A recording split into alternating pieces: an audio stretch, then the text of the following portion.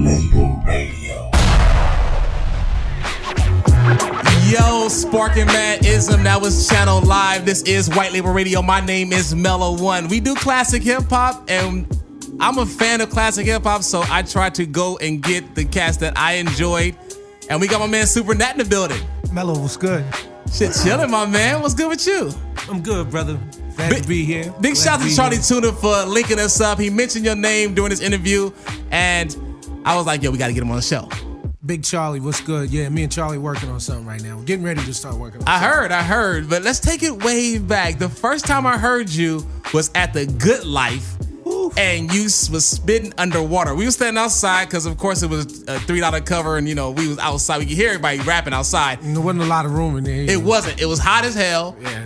And you came out of nowhere. I mean, people heard your name, of course. You know, you won the new music seminar and stuff like that. But, of course, you know, that's all hype. But to see you in person, that was amazing. Back then, you know what it was?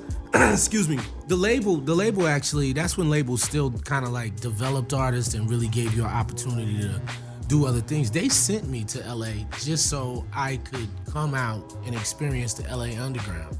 That was actually the record label's idea. Really? Yeah, and that's what's so crazy. What label was you on at the time? I was on Elektra, East West Records. Okay. So Sylvia Rome was actually courting the group Sin at the time. Okay. Medusa and Coco. Yes. So she was like, you know what? There's this underground scene in LA. It's real hype. You know, it's funky. She was like, yo, we're gonna send you out there. So they booked me a flight and sent me out there, and I hooked up with Bilal Allah from Rap Pages. Yes. He was one of the editors at Rap Pages. And he was like, yo, man, there's this place called The Good Life. And he was like, yo, this is like the den of MCs on the West Coast. Yeah. So jumped in the whip with him. He drove me down there.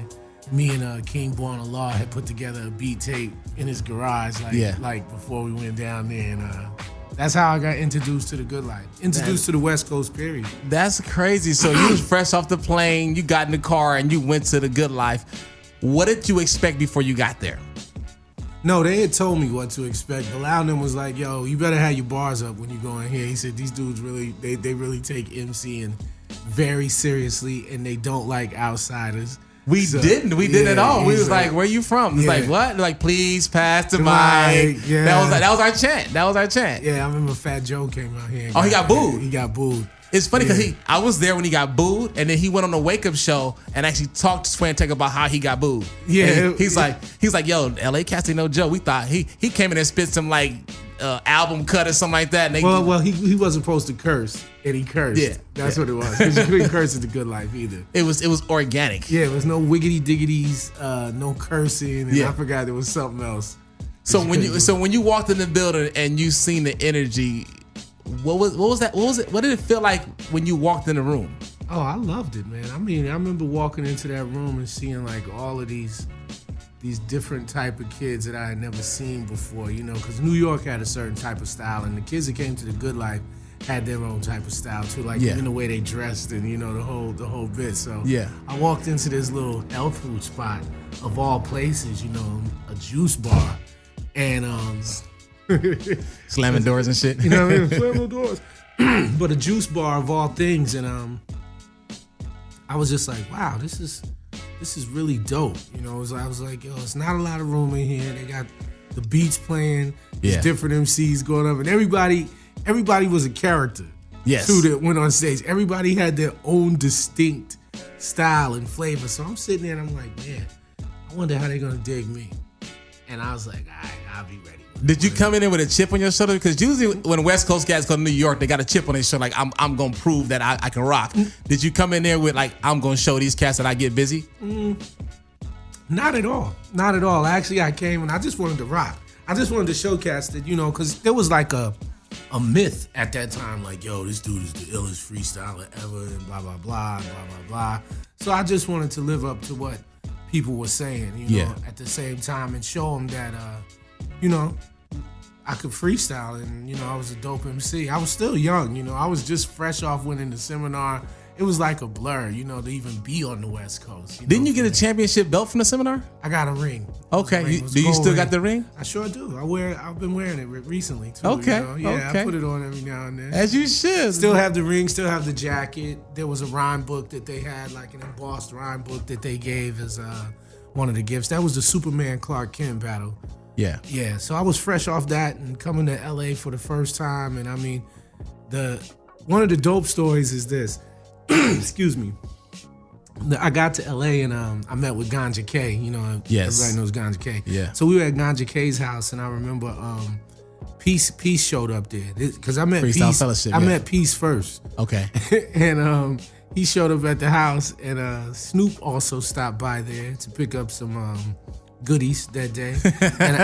and I met Snoop for the first time on the West Coast, so I thought that was like, the ultimate, like, yo, this is the dude that did the 187. Because at that time, Snoop was the man. Well, it was just starting. He had that bubble going on But there. he Everybody was the knew. man. Yeah. So me and Peace ended up like having like a 45-minute session of rhyming back and forth before the night I went to the Good Life. Oh, okay. So then you was warmed up already. Yeah, so when I got to the Good Life, do you remember there used to be these pictures in the Good Life of the animals Yes. on the wall? Yes. So when I threw on the beat, I was thinking of something that I could use in the room, because that's me. I use the room, I work the room, the audience, whatever.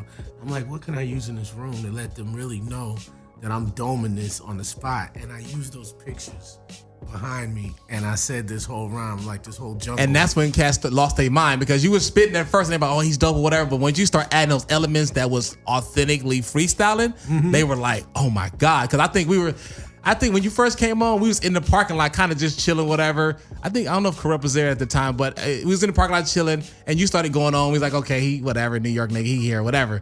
And then you started to spit, and people started to cheer.